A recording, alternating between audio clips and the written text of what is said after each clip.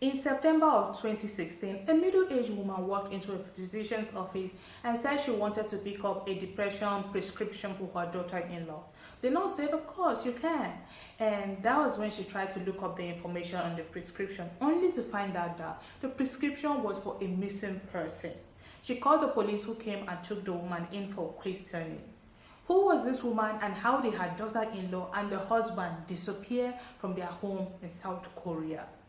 Before we get into this particular case, hit that subscribe button so you don't miss any of my uploads. Then come with me as we look into the case of Cho Sun-ye and Jo Min-gun.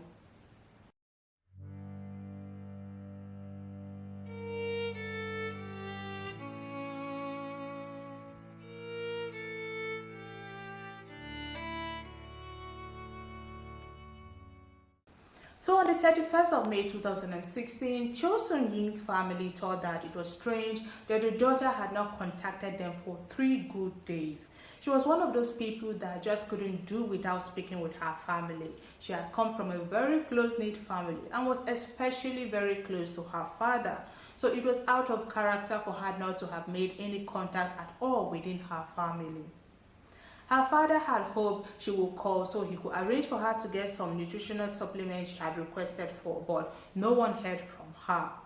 Her worried father felt it. He knew immediately that his daughter would not just decide to go quiet for 3 days if something wasn't wrong with her. So he tried to reach out to his son-in-law, but he couldn't get across to him. He now went to his place of business, that's his son-in-law's place of business, only to be informed by his business partner that Jo Min-gun hadn't been to his place of business since May the 28th. Cho's father then called the police to do a welfare check on the couple because at this point he was worried. Why can't I reach my daughter or my son-in-law? What is going on? Mind you, Jo Min-gun and Cho Sun-ye were living together in an apartment complex in Busan. Their own apartment was on the 15th floor of the apartment building. They had gotten married sometime in November of 2015 and everything was pretty normal after the wedding, at least to outsiders. If there was something going on in the marriage, no one knew at the time. But 6 months down the line, precisely on the 27th of May 2016, both Cho Sun-ye and Jo Min-gun would disappear into thin air, just like that. So when the police arrived, they knocked and knocked, introduced themselves. You know, the normal, if anyone is in there, open up, in Korean of course, but no one answered. So they had to enter forcefully. They broke down the door and entered their apartment, only to find the apartment empty. There was no one inside. But the couple's dog, who had recently had surgery, was alone in the apartment and it had defecated everywhere. It was clear it hadn't eaten for a while, as no one was taking care of it. The apartment itself was something else. The state of the apartment showed it had been uninhabited for a while. The police did a quick sweep of the apartment and they noticed groceries on the kitchen counter. There was dirty laundry, leftover food and trash yet to be taken out. But the couple's phones and passports, as well as a few underwears and summer clothes, were missing from the apartment. This was the only thing that was out of place. Other than that, there was no sign of struggle in the apartment. Neither was there any sign of Jo Min-gun and Cho Sun-ye. The police moved quickly and they will start their investigations by checking the CCTVs around the apartment block. Now, the apartment complex had lots of CCTV cameras at all strategic locations. It was a lot of hours to go through, but soon enough, they were able to get something. Cho Sun-ye was last captured on CCTV at about 16 minutes past 11 p.m. on the 27th of May 2016, entering into the apartment with groceries she had gotten, while Jo Min-gun was last seen on CCTV at about 3:30 a.m. the next day, on the 28th of May, with both of them alone in the elevator at different times. So you see, they were not together the same. One was in the night, the another was early hours of the morning.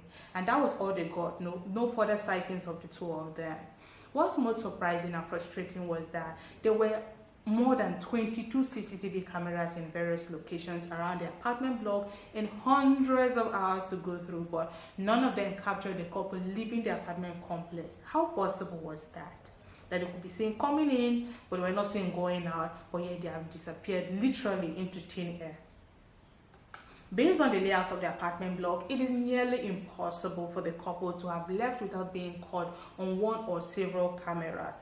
There are several blind spots quite okay that the cameras can capture, but locating those blind spots is not an easy task at all. You will have to use the fire exit and literally walk directly under the cameras covering that area, practically in a crouching position or practically just clinging to the wall, which is not something that somebody can easily do. How will you be walking clinging to the wall like that? And you have to be very, very thin, clinging to that wall for the camera not to pick you up. So the speculations began, just like in every situation where people don't know exactly what happened, they begin to speculate. So first, they said there was a possibility that the couple might have run off intentionally, but there was no evidence supporting this theory. Besides, friends and family of Cho Sun-yi said that she would never ever abandon her beloved dog on purpose, and especially not when it had just gotten surgery. They also said that she usually drove her car when she needed to go anywhere, but both her dog and her precious car were left behind. Her car was parked right there at her spot in the parking lot of the building. It even had some groceries still in it, as if Cho had left them thinking she could still come back and get them afterwards.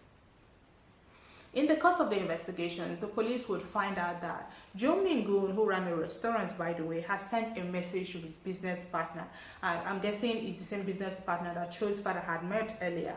He told this partner of his that he should close the restaurant for the day as something had cropped up that he needed to take care of and that he won't be coming in for a month or two. Jo Min-gun's business partner, however, has said that when he received the message, he thought it was odd as this had never happened before. Later on, this same business partner also received a call from Jo Min-gun, and according to him, Min-gun's voice sounded different. So he wasn't even sure if the person on the other end who was talking to him was really him. Cho Sun-yi, on the other hand, who was a theater actress, on May the 29th, which was the day after their disappearance, didn't show up to work. So her co-worker called her cell phone number and her husband picked up and said that she won't be able to come to work for a while because she wasn't feeling well. Now, what we don't know is if the person that took that call was really her husband as he said he was. Well, the co-worker thought it was strange the way he spoke to her. Then the following day, this was now May the 30th, right? Cho Sun-yi sent a text message to her direct boss at the theater group that she won't be able to perform in her current condition as she is admitted at the hospital, and that she also apologizes for any damage that she has caused. She also added that she won't be able to respond to any phone calls and text messages at the time. This was very unusual, of course. It was an unusual behavior because she was known by her peers and her colleagues as a very responsible individual who rarely missed work for any reason. It didn't end there. She had also added that she was quitting her job. However, her boss did not believe that it was Cho Sun-yi who sent that message, not only because she knew that Cho loved her job and would not just quit for no reason, but also there were differences between the messages Cho had sent to her on previous occasions and the one she sent after her disappearance, I meant to say. The choice of words were very different. The sentences were very well structured, like a formal letter, but they didn't even speak to each other in such formal ways. And there were several grammatical errors which she wouldn't have used. The next day, being May the 31st, Cho Sun-yi's boss was able to reach her husband, who now told her that his wife had overdosed on her prescription medication and was currently being treated at a local hospital. Now, see where it gets dicey, yeah? When the boss asked Jo Min-gun to tell her what hospital she was in, so at least they could come visit her, he refused. This, of course, even made it more suspicious that something was not right. Either the person on the other end was not who he said he was, or something was wrong, and Cho Sun-yi was not even at any hospital. The police now tried to track the locations of the couple's mobile phones, and on the 2nd of June 2016, at approximately 9 a.m., Jo Min-gun's phone was traced to Busan. It was ringing at a cell phone tower in Busan before the signal suddenly went off. It was just lost. While at about 10 a.m., just an hour later, Cho Sun-yi's phone was traced to the capital, Seoul, near Jun's parents' home. Seoul and Busan are far apart, about 400 kilometers apart. So this was kind of odd that one person's phone will be at this location and the other person's phone will be at Seoul. Busan and Seoul, they were not close at all. So it didn't make sense. The phones were, however, never recovered. Because of the confusing event, the text messages and phone calls that were not adding up or making sense, investigations were intensified. So investigators needed to know more about what hospital Cho Sun-yi was admitted as claimed on the phone. Now, they will go around all the local hospitals and in the process find out that the last time she had picked up her medication was in late March, and no local hospitals had any record of her ever being admitted during the time she was missing. However, they found out that she had a history of depression and had tried to harm herself once before by overdosing. So she had actually been on depression medication, but had stopped her depression medication because she found out she was pregnant. So at the time of her disappearance, Cho would have been about 3 months pregnant. The police then decided to check the couple's financial records just to see what was happening over there and if there had been any form of, financial activity after their disappearance.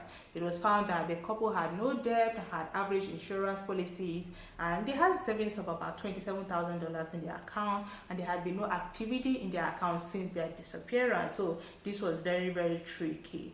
This case went silent for about a year because there was no more leads. The families of the missing couple were doing what they could on their own end to find their missing loved ones, but how much more could they do? Now, fast forward to September of 2016, a middle-aged woman walked into a physician's office and said she wanted to pick up a depression prescription for her daughter-in-law. The nurse said, of course you can, and then she tried to look up the information on the prescription, only to find out that the prescription was for a missing person, Cho Sun-yi. She called the police, who came and took the woman for questioning. The woman was later identified as Cho's aunt, and she said that she had only wanted to find out if her niece had recently picked up her medication.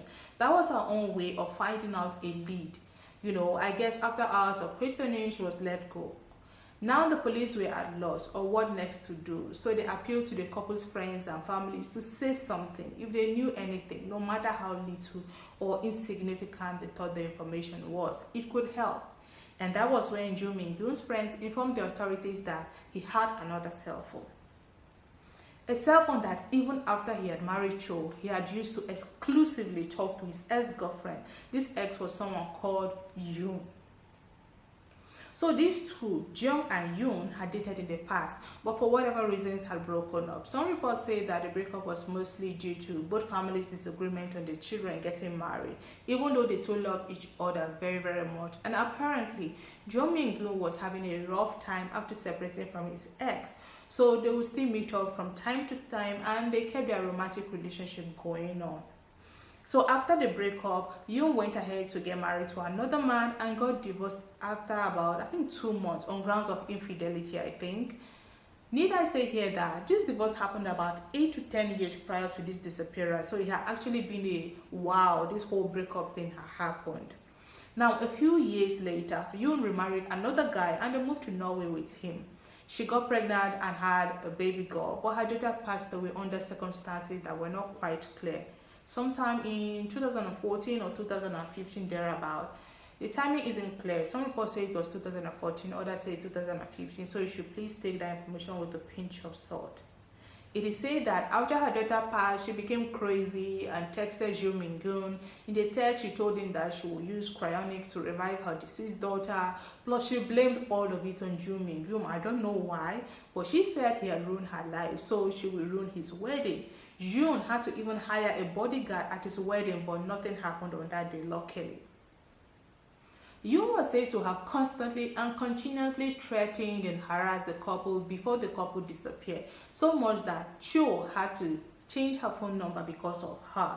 Other reports say that Yoon's brother has said that it was Joo Min-yoon that kept threatening Yoon, telling her that he will hurt her if she doesn't continue to see him. This was after Yoon had put an end to their secret romantic relationship at about October of 2015. Now, the police had something to look into, and when they did, they found out that Joo Min-yoon's ex, Yoon, had actually visited Korea on the 8th of May, just before the couple went missing. And she had left right after they had gone missing on the day the official investigation kicked off properly on June the 7th, which was 2 weeks before she had originally planned her departure. Her behavior when she was in South Korea was also weird. She only used cash and never contacted her family members or her friends that were living in Korea. She didn't tell a soul that she was coming to her home country. When she arrived, she stayed in saunas instead of hotels. The only thing she did was to borrow about 10,000 US dollars from her mother in cash and told her that she was traveling to Africa without telling her that she was actually in South Korea at the time. So now she was being looked at as a person of interest. So in August of 2016, the police made an attempt to contact you in Norway using an internet phone. They had a conversation with her, but after the phone call with Korean investigators, she lawyered up and refused to talk to the police any further. In March of 2017, the Korean police then requested that Interpol add her to their wanted list. It was then that the Norwegian police finally arrested her in August of 2017. The Busan police were to lead the investigation once she was extradited back to Korea, but all efforts to extradite you back to South Korea failed. She filed a lawsuit and claimed there was no evidence against her. Therefore, there was no reason for her to be extradited back to South Korea. Unfortunately, she won the case and remained in Norway. Her mother had even traveled to Norway to talk to Yoon, but she called the cops on her and she had to leave. Yoon's refusal to return to South Korea may seem suspicious to some, but actually there hasn't been any solid evidence proving that she was behind Cho Sun-yi and Jo Min-gyun's mysterious disappearance. Now the police has nothing to go on. They still say that if Yoon cannot successfully provide an alibi in the days preceding and following the disappearance of the couple, she will still be a person of interest and be questioned after they are able to gather enough evidence against her. If she ever gets extradited, she will still be taken in for questioning and investigated. If this couple had been involved in foul play, how this was done without a single trace, despite all the CCTV cameras in the apartment and in most part of Korea, is a mystery. It's been a couple of years now, and Jo Min-gyun and his wife Cho Sun-yi are still missing and yet to be found. Today we remember them so that their story will be kept alive. And that's all I have for you today, guys. Let me know what you think about this case in the comments. But before you do that, remember to click that subscribe button and give this video a thumbs up so that YouTube can suggest it to other viewers. Until next video, take care of yourself and your loved ones.